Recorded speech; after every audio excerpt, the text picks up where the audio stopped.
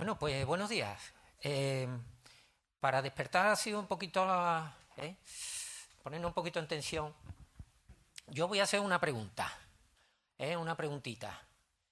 ¿Ustedes conocéis alguna recomendación, algún consejo, algún mandamiento de Dios que sea malo?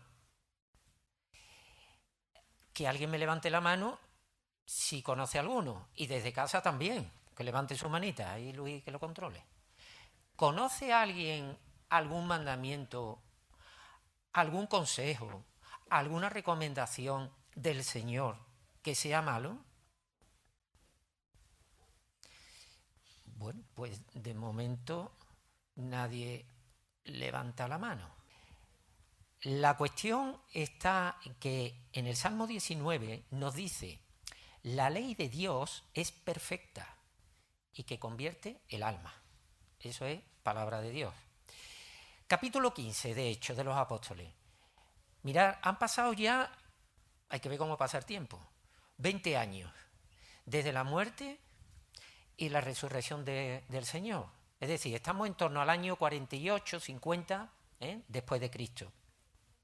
Sabemos que la Iglesia va creciendo, hay un tiempo de crecimiento importante, de persecución, pero mira por dónde empiezan a llegar los problemas dentro de la Iglesia. Y son problemas serios, problemas fuertes, discusiones teológicas que no solamente quedan en este momento, sino que han trascendido en el tiempo. Es un capítulo importante, este que vamos a tratar hoy. Temporalmente nos situamos ahí, pero ¿dónde nos ubicamos? ¿Dónde ocurre lo que ahora vamos a comentar? Jerusalén. Vámonos 500 kilómetros hacia arriba. Estamos hablando de Antioquía de Siria. Primer viaje misionero de Pablo. Pablo y Bernabé se encuentran en esta región, están evangelizando con bastante éxito, todo va muy bien, pero nos encontramos con lo siguiente. Versículo 1. Entonces algunos que venían de Judea enseñaban a los hermanos. Fijaros lo que enseñaban. Si no os circuncidáis conforme al rito de Moisés, no podéis ser salvos. Ahí va eso. ¿Vale? ¿Qué ocurre? Pues que, como decimos aquí, esto levanta una polvareda, esto levanta polémica. Como no podía ser de otra manera. Aquellos que venían de Jerusalén a esta región vienen pregonando esto a los nuevos convertidos, a los nuevos cristianos. Claro, esto crea incertidumbre, crea mucho malestar. Tanto que a Pablo y a Bernabé y a los suyos se les cita en Jerusalén. Acuden hasta Jerusalén, que eso no es como ahora que coge uno el tren y está en un rato. Son 500 kilómetros. Acuden a Jerusalén y se celebra lo que se llama el Concilio de Jerusalén. En este concilio se debate. Y hay unas intervenciones que aquí aparecen en este capítulo por parte de Pedro y de Jacobo, que definitivamente parece que llegan a un consenso. Por cierto, antes de la intervención de Pedro y de Jacobo, cuando Pablo y Bernabé llegan allí, a Jerusalén, vuelven a escuchar lo siguiente. Versículos 4 y 5. Y llegados a Jerusalén, fueron recibidos por la iglesia, los apóstoles y los ancianos, y refirieron todas las cosas que Dios había hecho con ellos.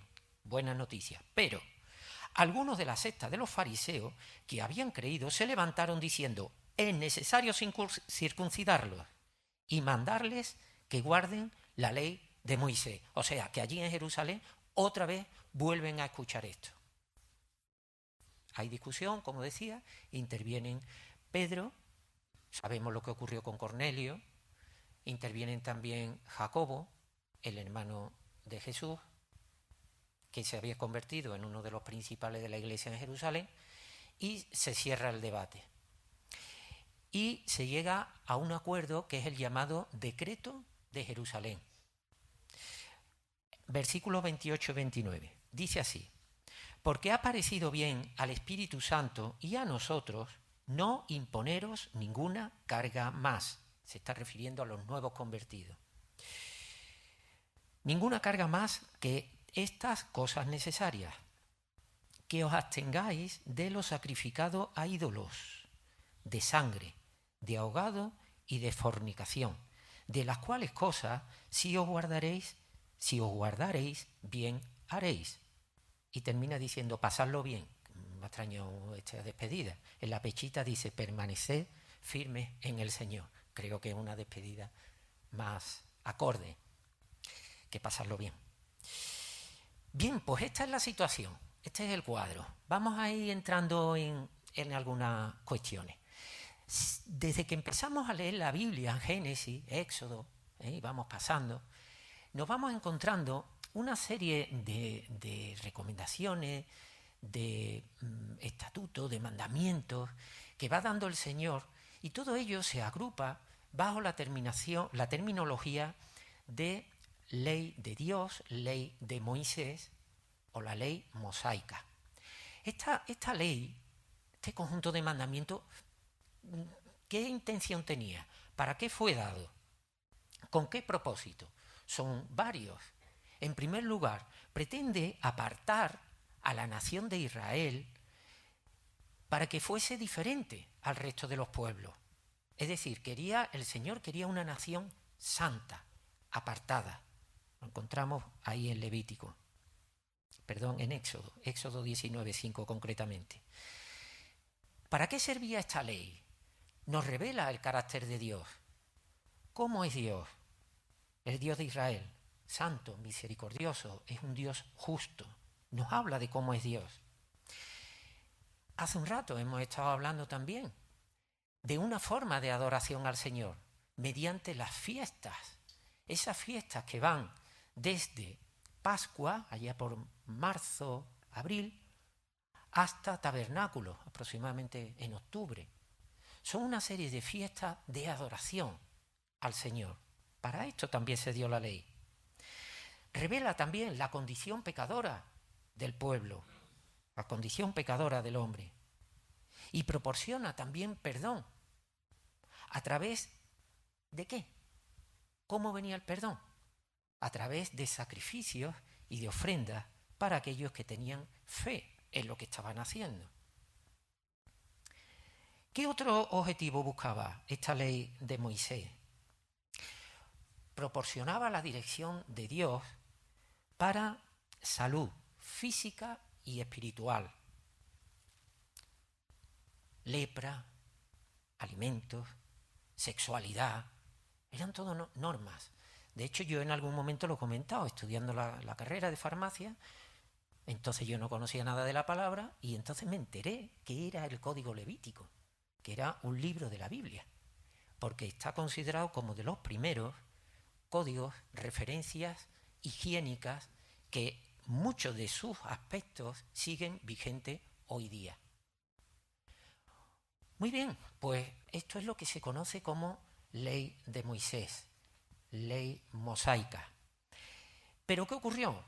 Que este conjunto de mandamientos fue imposible de cumplirse en su totalidad por el pueblo. ¿Por qué?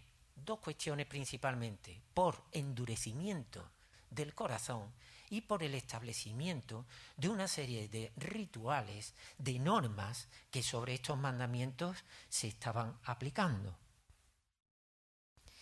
Y Dios mismo manifiesta, ahí lo tenemos en el primer capítulo de Isaías, que está como hastiado. Está hastiado dice al pueblo, estoy hastiado de vuestros sacrificios, estoy hastiado de vuestros holocaustos y también de vuestras fiestas solemnes. Primer capítulo de Isaías. Hay un versículo que para entender todo esto resulta clave. Nos lo encontramos en Gálatas 3:24, donde Pablo dice lo siguiente: aclara el verdadero valor de la ley, que es llevar apuntar hacia Cristo. Dice así: la ley ha sido nuestro ayo, es decir, nuestro maestro, nuestra autoridad, nuestra dirección. ¿Para qué? Para llevarnos a Cristo, a fin de que fuésemos justificados por la fe en Jesús.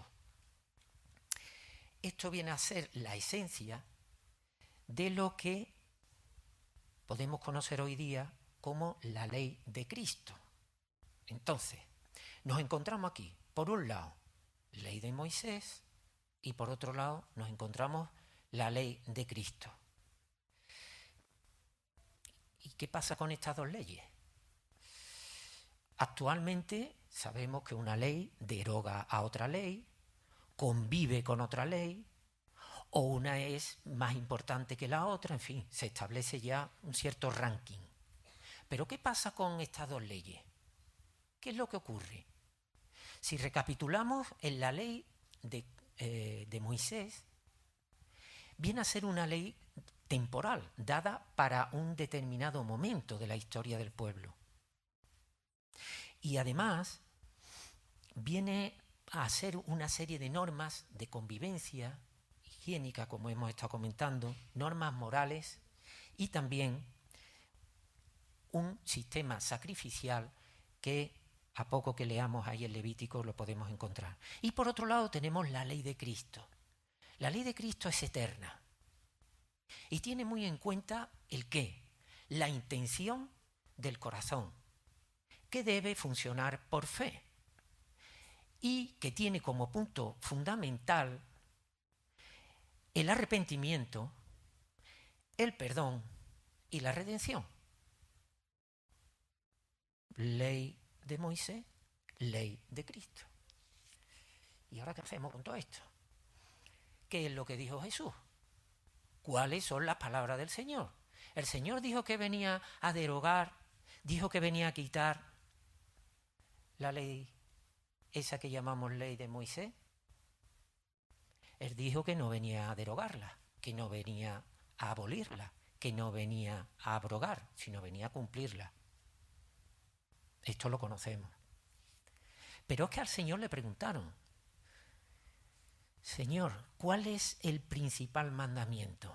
En Mateo 22, también lo tenemos por ahí en Marcos. ¿Qué dijo el Señor? Amarás al Señor con todo tu corazón, con toda tu alma y con toda tu mente. Mateo 22. ¿Eso es nuevo? Yo creo que eso está en Deuteronomio 6. Deuteronomio 6 no era ley de Moisés, estaba dado, esto es el Pentateuco, eso era ley de Moisés. Y el Señor sigue diciendo, y hay un segundo mandamiento que es: amarás a tu prójimo como a ti mismo. Si leéis en Levítico 19, versículo 18, eso también está ahí. Eso también es ley de Moisés. Entonces el Señor está haciendo referencia a algo que está escrito en la ley de Moisés. ¿Qué hacemos con todo esto?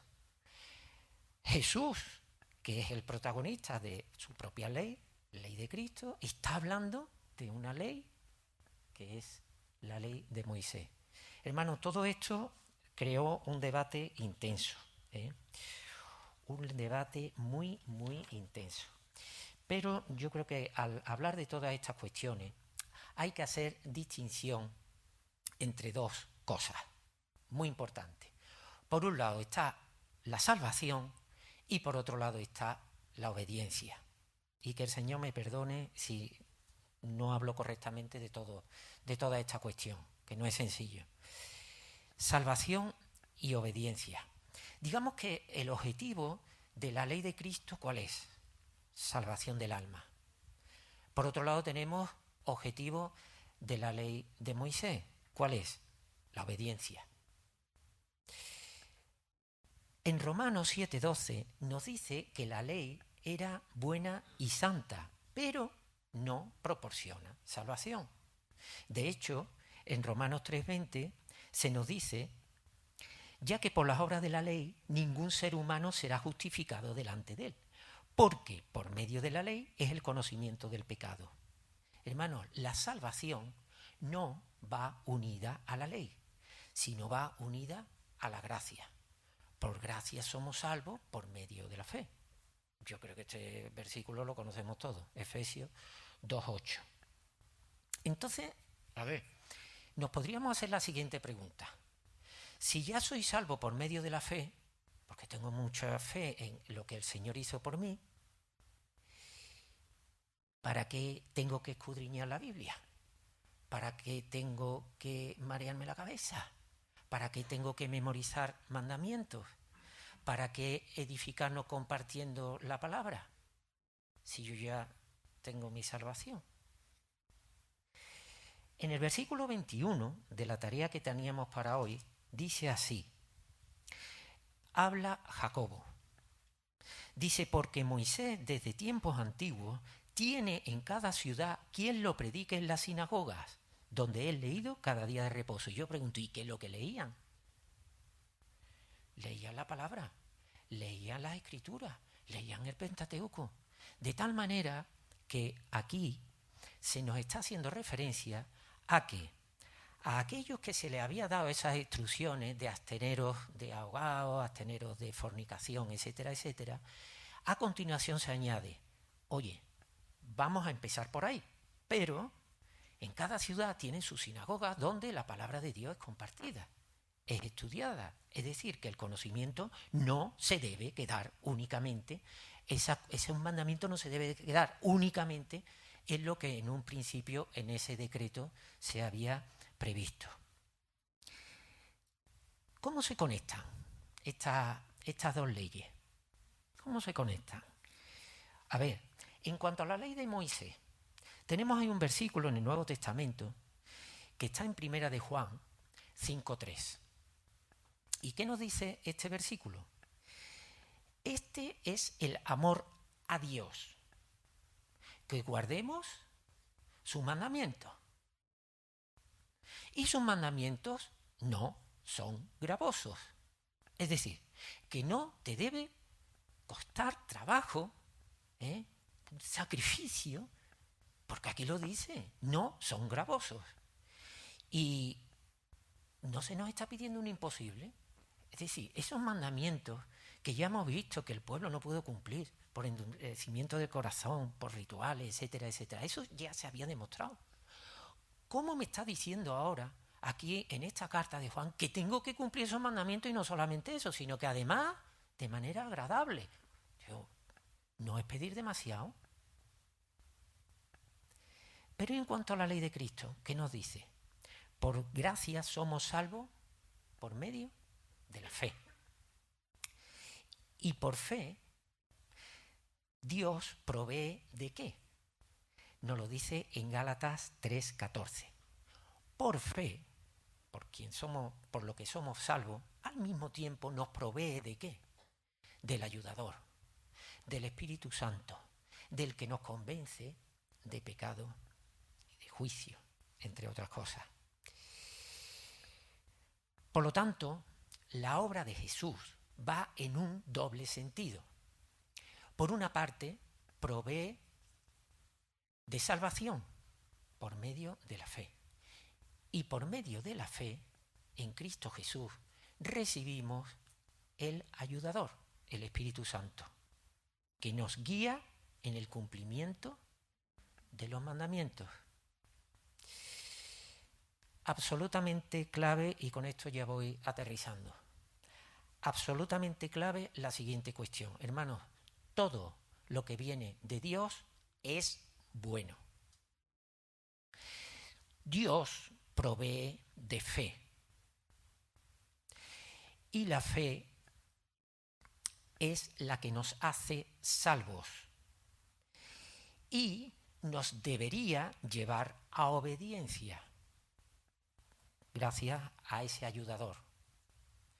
Y hermanos, como se nos dice en Romanos 14, todo lo que no viene por fe es pecado.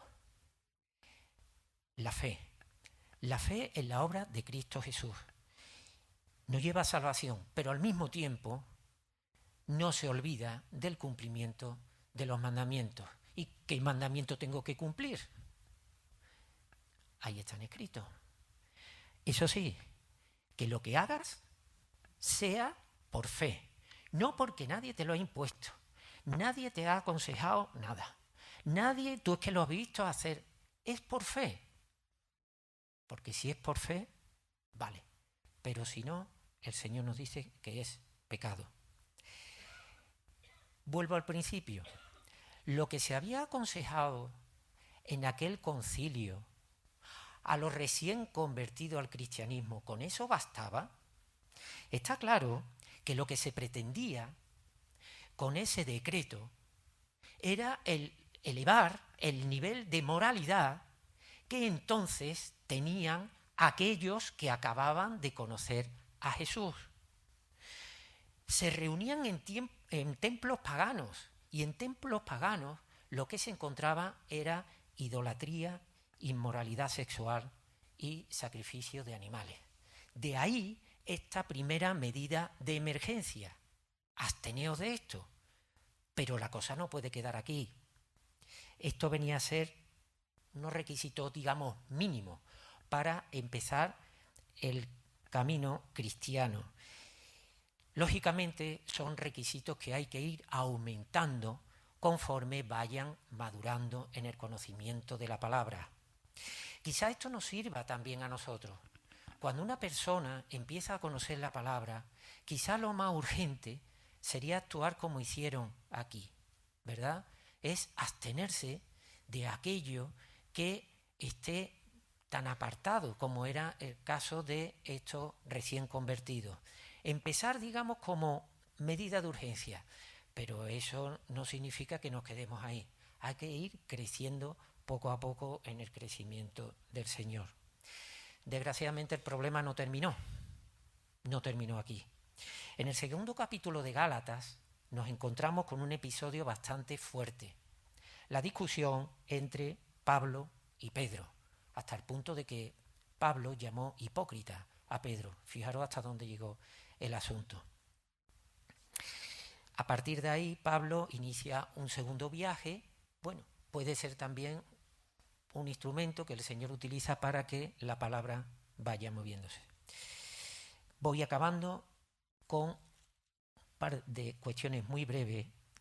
La primera, en el versículo 28 dice así: porque ha parecido bien al Espíritu Santo y a nosotros no imponeros ninguna carga más. Aquí se ve la participación del Espíritu Santo, la mediación del Espíritu Santo en la toma de decisiones. Y por último, un versículo con el que concluyo ya esta intervención, y nos lo encontramos en Gálatas 5:6. Estando en Cristo Jesús, ni la circuncisión es algo, ni la incircuncisión, sino el amor que se activa por la fe. ¿Y de quién viene la fe? De Cristo Jesús, autor y consumador de la misma. Hermanos, el Señor, lo que sí vemos en su palabra es lo que quería era circuncidar, pero el corazón que estaba tan endurecido, cambiando un corazón de piedra por uno de carne.